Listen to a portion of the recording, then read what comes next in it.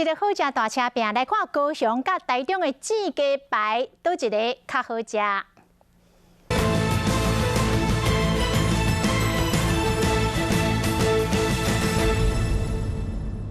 一块一块当8两的鸡肉，用特制酱料来生，5分煮到酥的程度，卖2阵安尼就结束啊。搁酱汁放到火团的大火来烘2边，烘到酱汁收干，搁喷一罐柠檬汁，这烘鸡排实在有够声人。柠檬这样加起来酸酸的，然后很入口，不会很腻油腻这样子。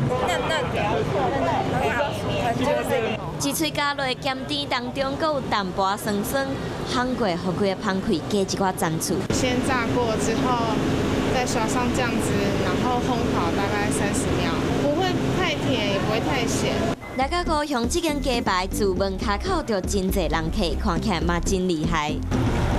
煎到金黄色了，皮真薄，而且阁真脆，加上比50块银价阁较高的肉，吃起来袂差，甜到是。很多汁，然后骨头也很少，又 juicy 然后又 Q 的感觉，这样我觉得它吃起来特别入味。每一个鸡排的肉拢真高，店长讲这是因的坚持。的特色呢，就是厚切鲜嫩又多汁，那鸡肉本身的厚度大约在3公分，3公分以上。看到这，相信不管是肉真高的鸡排，或者是先煎过这烘的烘鸡排，凡事拢互你无想要管到底有偌济热量，想要随来点一份，随来食看卖。